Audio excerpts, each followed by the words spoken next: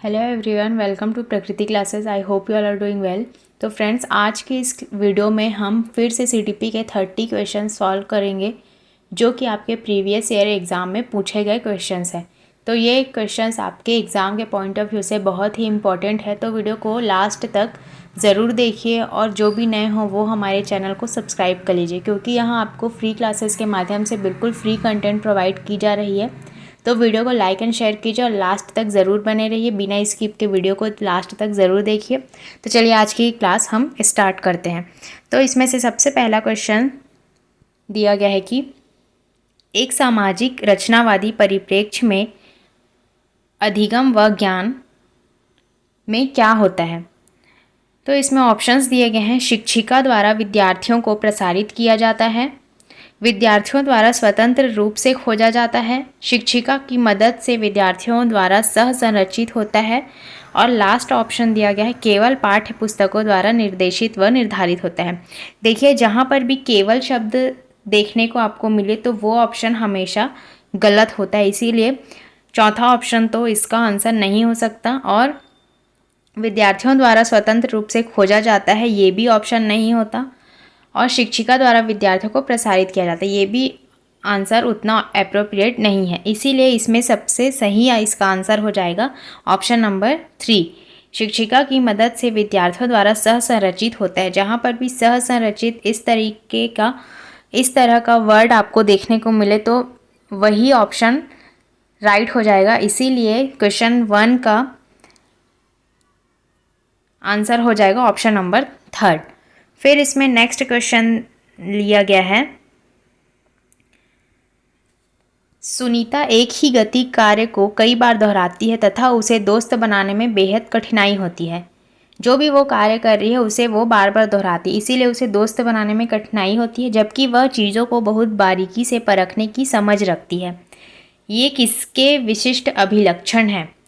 तो इसमें ऑप्शंस दिए गए हैं स्वलीनता, पाठन वैकल्प, लेखन वैकल्प या फिर ध्यान न्यूनतम अति क्रियाशील विकार। इसका मतलब होता है ADHD, और पाठन वैकल्प का मतलब होता है डिसलेक्सिया, लेखन वैकल्प का मतलब होता है डिस्ग्राफिया, और स्वलीनता का मतलब होता है ऑटिज्म। तो इसमें से इसका सही आंसर हो जाएगा ऑप्शन नंबर 1 ऑटिज्म, मतलब कि स्वलीनता। स्वलीनता में क्या होता है कि मतलब कि जो भी बच्चे होते हैं वो एक ही गति को बार बार दोहराते रहते हैं, लेकिन वह चीज़ों को अच्छे से समझने में माहिर होते हैं, लेकिन वह किसी भी कार्य को बार बार दोहराते हैं। जहाँ पर भी बार बार दोहराने की बात आती है वो होता है आपके स्वलीनता से संबंधित, इसीलिए इसमें इसका आंसर हो जाएगा ऑप्शन नंबर 1 स्वलीनता। फिर इसमें नेक्स्ट क्वेश्चन दिया गया है, विविध शिक्षार्थियों के समूह में शिक्षकों को बहुसांस्कृतिक शिक्षा का अभ्यास किस तरह करना चाहिए। इसमें ऑप्शंस दिए गए हैं, एक समान मानकीकृत पाठ्यक्रम सुनिश्चित करके। देखिए, जहाँ पर भी मानकीकृत आता है वो ऑप्शन हमेशा आपका नेगेटिव होता है, इसीलिए ये आंसर तो इसमें नहीं होगा। एक समान और मानकीकृत आकलन सुनिश्चित करके, यहाँ पर भी मानकीकृत दिया गया है तो ये भी ऑप्शन नहीं होगा। बच्चों की सांस्कृतिक पृष्ठभूमि के आधार पर अलग अलग संकाय बनाकर, तो ये भी ऑप्शन नहीं होगा। अलग अलग नहीं करना है किसी भी सांस्कृतिक पृष्ठभूमि को। कक्षा का ऐसा लोकाचार बनाए जहां हर एक बच्चा अनेक अपनेपन की भावना महसूस करे। आप ऐसे कक्षा का निर्माण कीजिए जहां पर बच्चा अपनेपन की भावना महसूस करे, तो यही ऑप्शन इसमें राइट हो जाएगा, इसीलिए ऑप्शन नंबर 4 इस क्वेश्चन में सही हो जाएगा। फिर इसमें नेक्स्ट क्वेश्चन दिया गया है, शिक्षकों को जेंडर तटस्थ भाषा का प्रयोग करना चाहिए और चर्चा करनी चाहिए कि जेंडर एक सामाजिक संरचना है जिसे खाली स्थान को बढ़ावा मिले। तो किससे बढ़ावा मिलता है सामाजिक संरचना में, तो इसमें ऑप्शंस दिए गए हैं, जेंडर रूढ़िवादिता, जेंडर भेदभाव, जेंडर अनुरूपता या जेंडर समता। तो ऑप्शन से ही समझ आ रहा है कि जेंडर अनुरूपता इसमें सही हो जाएगा, क्योंकि जेंडर रूढ़िवादिता, भेदभाव, समता ये सारी चीज़ें नेगेटिव होती हैं और अनुरूपता इसमें पॉजिटिव है, इसीलिए ये ऑप्शन इसमें सही हो जाएगा। फिर इसमें नेक्स्ट क्वेश्चन दिया गया है, तर्क और अभिकथन से है। तो इसमें अभिकथन में लिखा गया है कि शिक्षकों को बच्चों के मूल्यांकन के लिए मानकीकृत पाठ्यक्रम और प्रक्रियाओं का पालन करना चाहिए।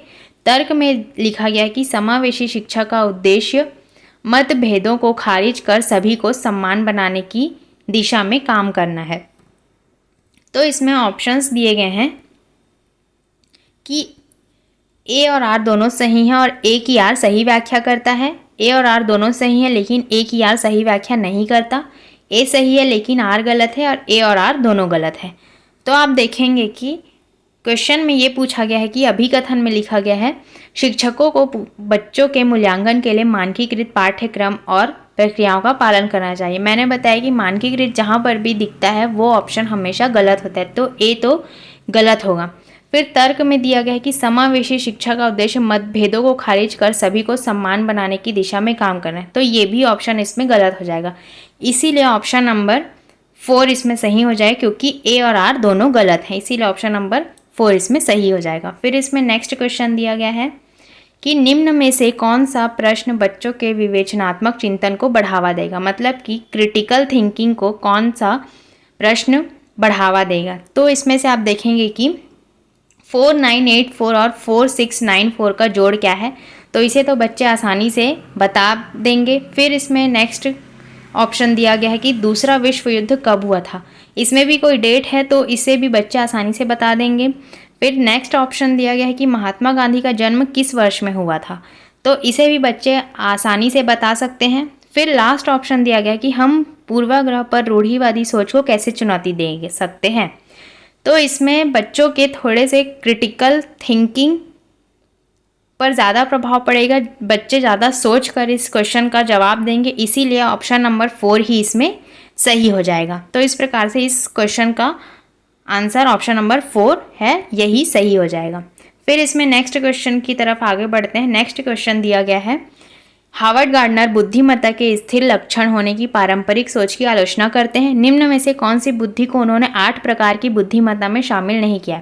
हावर्ड गार्डनर ने बहुबुद्धि का सिद्धांत दिया था, तो उन्होंने उसमें 8 प्रकार की बुद्धि को शामिल किया था, लेकिन इसमें से नहीं किया गया है, इसे पूछा गया है। तो ऑप्शन फिर है सृजनात्मक बुद्धिमत्ता, भाषाई बुद्धिमत्ता, संगीतमय बुद्धिमत्ता। तो संगीतमय बुद्धिमत्ता को भी उन्होंने शामिल किया था, भाषाई बुद्धिमत्ता को भी शामिल किया था और प्राकृतिक बुद्धिमत्ता को भी शामिल किया। तो इसमें से नेगेटिव पूछा गया है, तो सृजनात्मक बुद्धिमत्ता को उन्होंने शामिल नहीं किया था, इसीलिए यही ऑप्शन इसमें सही हो जाएगा। इस प्रकार से इस क्वेश्चन का आंसर हो जाएगा ऑप्शन नंबर 2। फिर इसमें से नेक्स्ट क्वेश्चन देखेंगे आप। नेक्स्ट क्वेश्चन दिया गया है कि लेव वाइगोत्स्की के अनुसार निम्न में से बच्चों को समीपस्थ विकास के क्षेत्र की दूरी तय करने में मदद करेगा। तो इसमें ऑप्शंस दिए गए हैं पाड़, अनुकूलन, पूर्व अभ्यास या निष्क्रिय अनुसरण। तो पाड़ का मतलब होता है स्कैप फोल्डिंग, तो यही ऑप्शन इसमें सही हो जाएगा, क्योंकि स्कैप फोल्डिंग की मदद से बच्चों को समीपस्थ विकास के क्षेत्र की दूरी तय करने में मदद करता है।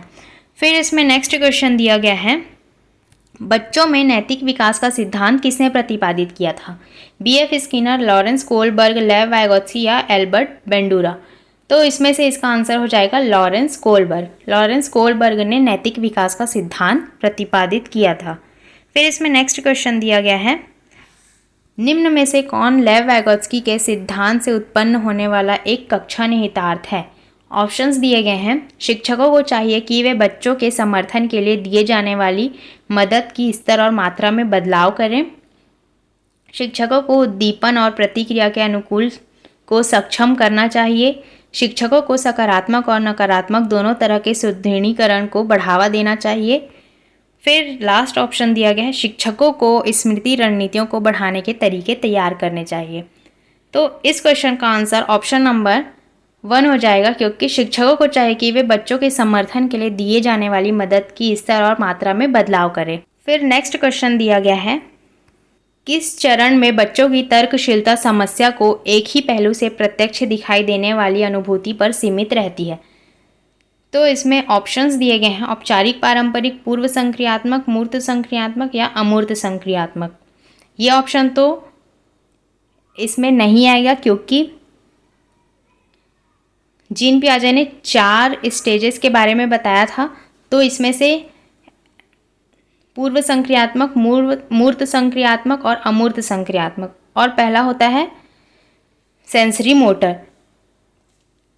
तो इसमें से इसका आंसर हो जाएगा ऑप्शन नंबर 2, क्योंकि तर्कशील मूर्त संक्रियात्मक अवस्था में आती है, ना कि पूर्व संक्रियात्मक अवस्था में।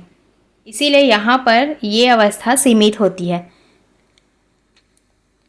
इसीलिए इसका ऑप्शन नंबर 2 ही इसमें सही हो जाएगा। फिर हम आगे चलते हैं नेक्स्ट क्वेश्चन की तरफ। फिर से अभिकथन और तर्क के आधार पर क्वेश्चन पूछा गया है। तो इसमें से अभिकथन में लिखा गया है कि जीन पियाजे के संज्ञानात्मक विकास के सिद्धांत की एक प्रमुख आलोचना उनका यह विश्वास है कि सभी बच्चे 4 चरणों के एक क्रम में एक ही तरीके से प्रगति करते हैं। उनकी आलोचना में ये कहा गया था कि बच्चे 4 चरणों में एक ही क्रम के एक ही तरीके से प्रगति करते हैं। तो जो इसमें अभिकथन लिया गया है वो बिल्कुल सही है। फिर इसमें जो तर्क दिया गया है उसमें लिखा गया है कि सामाजिक सांस्कृतिक कारक संज्ञानात्मक विकास में महत्वपूर्ण भूमिका निभाते हैं। तो ये भी बिल्कुल सही है, इसीलिए इसमें ऑप्शन नंबर 1 सही हो जाएगा, क्योंकि ए और आर दोनों सही है और एक ही आर सही व्याख्या करता है। फिर इसमें नेक्स्ट क्वेश्चन दिया गया है, रमेश को अपने मित्र का पेन बहुत आकर्षित लगता है और वह उसे चुराने का विचार करता है, परंतु वह उसे नहीं चुराता, क्योंकि यदि उसके अभिभावकों को पता लगेगा तो उसे बुरा बालक कहेंगे। कोलबर्ग के अनुसार रमेश नैतिक विकास की किस चरण में है? तो इसमें ऑप्शंस दिए गए हैं, यांत्रिक सापेक्षता अभिविन्यास, सजा व आज्ञाकारिता अभिविन्यास, सामाजिक अनुबंधन अभिविन्यास या अच्छा लड़का अच्छी लड़की अभिविन्यास। तो इसमें से सही ऑप्शन हो जाएगा अच्छी लड़की अभिविन्यास। फिर इसमें नेक्स्ट क्वेश्चन दिया गया है अभिकथन और तर्क से। तो अभिकथन में लिखा गया है कि किशोरों पर फिल्मों और विज्ञापनों का एक बड़ा प्रभाव पड़ता है, वह उनके व्यवहार व मूल्य भी उससे प्रभावित होते हैं। तो ये बात बिल्कुल सही है। फिर तर्क में लिखा गया है कि मीडिया किशोरों के सामाजिकरण की एक शक्तिशाली द्वितीयक संस्था है। मीडिया बिल्कुल द्वितीयक संस्था है, तो ये भी बिल्कुल सही है। इसीलिए इसमें ऑप्शन नंबर 1 सही हो जाएगा। ए और आर दोनों सही हैं और एक ही आर सही व्याख्या करता है। फिर इसमें नेक्स्ट क्वेश्चन दिया गया है, विकास के शीर्षगामी सिद्धांत में कहा गया है कि विकास किस प्रकार से आगे बढ़ता है। तो ये क्वेश्चन दोबारा रिपीट हुआ है, पहले की वीडियो में भी ये क्वेश्चन लिया गया था। तो इसका आंसर सिर से पैर की ओर हो जाए। सेफेलोकॉर्डल में विकास शीर्षगामी सिद्धांत में यही कहा गया है कि विकास सिर से पैर की ओर होता है। फिर इसमें नेक्स्ट क्वेश्चन दिया गया है, विकास अव्यवस्थित होता है, पूरी तरह से प्रत्याशित होता है, एक आयामी है या गतिशील है। तो विकास गतिशील होता है, इसीलिए ऑप्शन नंबर 4 इसमें सही हो जाएगा। फिर अगला क्वेश्चन है अभिकथन और तर्क से। कुछ संस्कृतियों में पहले मासिक धर्म का आना उत्साह के साथ मनाया जाता है, जबकि अन्य संस्कृतियों में इसे गुप्त रखा जाता है। तर्क में लिखा गया है कि बच्चों के लिए बचपन के अनुभव उनके सामाजिक सांस्कृतिक संदर्भों के आधार पर अलग तरह से होते हैं। तो इसमें से ऑप्शन नंबर 1 ही सही हो जाएगा, क्योंकि ए और आर दोनों सही और एक ही आर सही व्याख्या करता है। फिर नेक्स्ट क्वेश्चन इसमें लिखा गया है कि किस स्तर पर बच्चे नियमों के साथ खेलों में भाग लेने में सक्षम होते हैं, उनकी एथलेटिक क्षमताओं का विकास होता है और तार्किक विचार प्रक्रिया भी बढ़ जाती है। हालांकि यह ठोस अनुभव तक ही सीमित होती है। तो इसमें ऑप्शंस दिए गए हैं, बचपन, मध्य बचपन, किशोरावस्था या शैशवावस्था। तो इसमें इसका आंसर हो जाएगा मध्य बचपन। मिडिल चाइल्डहुड में बच्चे नियमों के साथ खेल में भाग लेने में सक्षम होते हैं। तो इस प्रकार से इसका आंसर हो जाएगा मध्य बचपन। फिर नेक्स्ट क्वेश्चन लिया गया है, कक्षा में शहर ज्ञान चिंतन को प्रोत्साहित किया जाना चाहिए। यहाँ पर शहर नहीं होगा, ये सहज है। तो कक्षा में सहज ज्ञान चिंतन को प्रोत्साहित किस प्रकार किया जाना चाहिए? तो इसमें ऑप्शंस दिए गए हैं। हाँ, बच्चों का सहज ज्ञान और अनुमान उनके ज्ञानात्मक चिंतन को विकसित करने में सहायता करते हैं। नहीं, सहज ज्ञान केवल कल्पना और उसे अलग ही रखना चाहिए। केवल है यहाँ पर, इसीलिए ऑप्शन गलत हो जाएगा। हाँ, परंतु शिक्षक को तुरंत ही बच्चों को सही उत्तर बता देना चाहिए। ये भी ऑप्शन गलत हो जाए क्योंकि तुरंत ही शिक्षक को बच्चों को उत्तर नहीं बताना चाहिए। फिर ऑप्शन नंबर 4 है, नहीं सहज ज्ञान चिंतन व्यक्ति परक और अवैज्ञानिक होता है। ये भी ऑप्शन गलत हो जाएगा, इसीलिए इसमें ऑप्शन नंबर पहला ही सही हो जाएगा। इसीलिए इस प्रकार से इसका आंसर हो जाएगा ऑप्शन नंबर 1। फिर इसमें नेक्स्ट क्वेश्चन दिया गया है, क्वेश्चन नंबर 20। तो इसमें लिखा गया है कि एक शिक्षिका अपने कक्षा में जेंडर रूढ़िवादिता में लचीलेपन को कैसे बढ़ावा देगी। लड़कियों की स्त्रीवादी व लड़कों में पुरुषवादी विशेषताओं को प्रोत्साहित करके, लड़कों व लड़कियों को अलग अधिगम कार्य देकर जिसके लिए वह आनुवांशिक रूप से तैयार हो, जेंडर उपयुक्त अपेक्षाएं रखकर लड़कियों भाषा में अच्छा करेंगी व लड़के भाषा में, व्यक्तियों को गैर रूढ़िवादी भूमिकाओं में प्रस्तुत करके। तो इसमें इसका आंसर हो जाएगा ऑप्शन नंबर 4, क्योंकि गैर रूढ़िवादी भूमिका प्रस्तुत करने से ही लड़के व लड़कियों में जेंडर रूढ़िवादिता में लचीलेपन को बढ़ावा देगी एक शिक्षिका। इसी प्रकार से इसका आंसर हो जाएगा ऑप्शन नंबर 4। फिर इसमें नेक्स्ट क्वेश्चन दिया गया है, लेव वाइगोत्स्की के अनुसार ज्ञान की संरचना किस क्षेत्र में होती है? उस क्षेत्र के बीच में जो कि बच्चा जानता है और उसमें जानने का सामर्थ्य है, जो कि बच्चा जानता है और जो कि उसके पहुंच के बहुत बाहर है, जो कि बच्चा जानना चाहता है और शिक्षक के विचार से जिसका बच्चे को ज्ञान होना चाहिए, जो कि बच्चा जानना चाहता है और उसके अभिभावकों के विचार से जिसका उसे ज्ञान होना चाहिए। तो इस क्वेश्चन का आंसर हो जाएगा ऑप्शन नंबर 1, जो कि बच्चा जानता है और उसमें जानने का सामर्थ्य है। इसी प्रकार से लेव वाइगोत्स्की के अनुसार ज्ञान की संरचना इसी क्षेत्र में होती है, जो उस क्षेत्र के बीच में जो कि बच्चा जानता है और उसमें जानने का सामर्थ्य हो। बच्चा जो कुछ भी पहले से जानता है और उसमें अगर जानने का सामर्थ्य होगा तो वही ज्ञान की संरचना मानी जाती है लेव वाइगोत्स्की के द्वारा। फिर इसमें नेक्स्ट क्वेश्चन दिया गया है, विकास की दिशा और क्रम हर बच्चे के लिए समान होता है, लेकिन हर बच्चा अपनी गति से विकसित होता है। यह बाल विकास के निम्नलिखित में से किस सिद्धांत को दर्शाता है? ऑप्शंस दिए गए हैं, अनिरंतरिता, रैखिकता, एकरूपता या पृथकता। तो इसमें से ऑप्शन सही हो जाएगा पृथकता। पृथकता ही विकास की दिशा और क्रम हर बच्चे के लिए समान होता है। तो इस प्रकार से पृथकता ही इस सिद्धांत को दर्शाता है। फिर इसमें नेक्स्ट क्वेश्चन दिया गया है, अर्थपूर्ण सीखने की प्रक्रिया किससे सुसाध्य होती है? ऑप्शंस दिए गए हैं, विद्यार्थी के निजी दर्शन शास्त्र एवं दृष्टिकोण से, विद्यार्थियों द्वारा शिक्षिका से प्राप्त ज्ञान द्वारा, संकलित आकलन के लिए की गई पाठ्यचर्या की मांग से, केवल विशेषज्ञों की राय दृष्टिकोण के आधार पर। तो इसमें से ऑप्शन सही हो जाएगा ऑप्शन नंबर 1, विद्यार्थी के निजी दर्शन शास्त्र एवं दृष्टिकोण से अर्थपूर्ण सीखने की प्रक्रिया सुसाध्य होती है। फिर इसमें नेक्स्ट क्वेश्चन दिया गया है, निम्न में से किससे एक विद्यार्थी की संरचनात्मक समझ एवं स्पष्टता की पुष्टि होती है? तो इसमें ऑप्शंस दिए गए हैं, दी गई जानकारी को सही रूप में दोहराना, सही जानकारी लिखना, संरचना की परिभाषा को स्पष्ट रूप से याद रखना, सीखी गई संरचनाओं को निजी जीवन में आने वाली स्थिति में लागू करना। तो इसमें से इसका सही आंसर हो जाएगा, सीखी गई संरचना को निजी जीवन में आने वाली स्थिति में लागू करना। यही संरचनात्मक समझ एवं स्पष्टता की पुष्टि कहलाएगी। फिर इसमें नेक्स्ट क्वेश्चन दिया गया है, निर्माणात्मक आकलन का प्रयोग मुख्यतः शिक्षकों को तार्किक आधार पर परीक्षा पत्र तैयार करने के लिए किया जाता है, शिक्षकों को बेहतर योजना बनाने एवं विद्यार्थियों को सहयोगात्मक और गैर मूल्यांकित प्रतिपुष्टि देने के लिए किया जाता है, विद्यार्थियों में परीक्षा देने के बेहतर कौशल विकसित करने के लिए किया जाता है, या फिर अलग अलग क्षमताओं वाले विद्यार्थियों के उपयुक्त रूप से पहचान करने के लिए किया जाता है।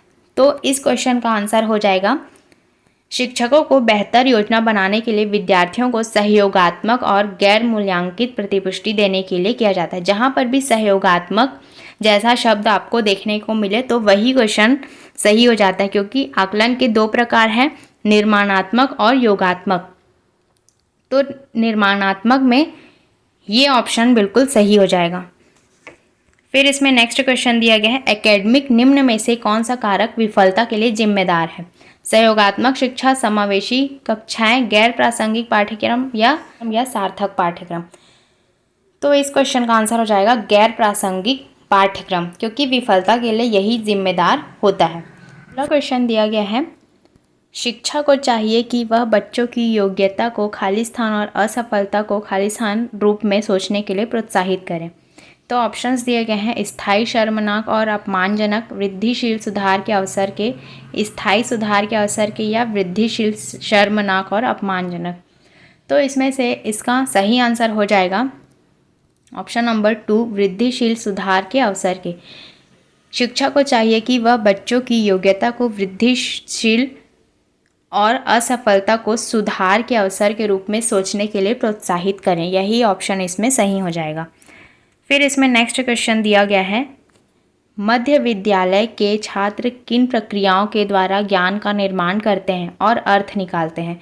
ऑप्शंस दिए गए हैं, सक्रिय अन्वेषण, अमूर्त समस्याओं पर काम करना, पूछताछ और प्रयोग, या शिक्षकों को साथियों के साथ बातचीत करना। तो इसमें से सही आंसर हो जाएगा शिक्षकों और साथियों के साथ बातचीत करना ही ज्ञान का निर्माण। फिर इसमें नेक्स्ट क्वेश्चन दिया गया है, विद्यार्थियों में आंतरिक अभिप्रेरणा को कैसे बढ़ाया जा सकता है? भौतिकवादी पुरस्कार प्रदान करके, नकारात्मक सुदृढ़ीकरण द्वारा, दंड के भय द्वारा, या सीखने की खुशी पर ध्यान केंद्रित करके। तो इसमें से ऑप्शन नंबर 4 ही सही हो जाएगा, क्योंकि सीखने की खुशी पर ध्यान केंद्रित करके अभिप्रेरणा को, आंतरिक अभिप्रेरणा को बढ़ाया जा सकता है। फिर लास्ट क्वेश्चन दिया गया है, कक्षा में प्रश्न केवल छात्रों द्वारा पूछे जाने चाहिए और सिर्फ शिक्षक द्वारा ही उत्तर दिए जाने चाहिए। तो ये ऑप्शन बिल्कुल गलत हो जाएगा। केवल शिक्षक द्वारा पूछे जाने चाहिए और सिर्फ छात्रों द्वारा ही उत्तर दिए जाने चाहिए, ये भी ऑप्शन बिल्कुल गलत हो जाएगा। किसी के भी द्वारा नहीं पूछे और नहीं जवाब दिए जाने चाहिए, ये भी ऑप्शन बिल्कुल गलत हो जाएगा। छात्र और शिक्षक को दोनों द्वारा पूछे और उत्तर दिए जाने चाहिए, तो यही ऑप्शन इसमें सही हो जाएगा।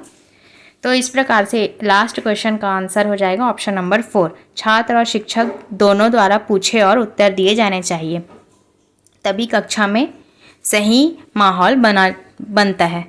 तो इस प्रकार से आप देखेंगे कि आज भी हमने 30 MCQ सॉल्व किए हैं। तो लाइक एंड शेयर कीजिए। मिलते हैं ऐसे ही नेक्स्ट वीडियो में, तब तक के लिए thank you and take care.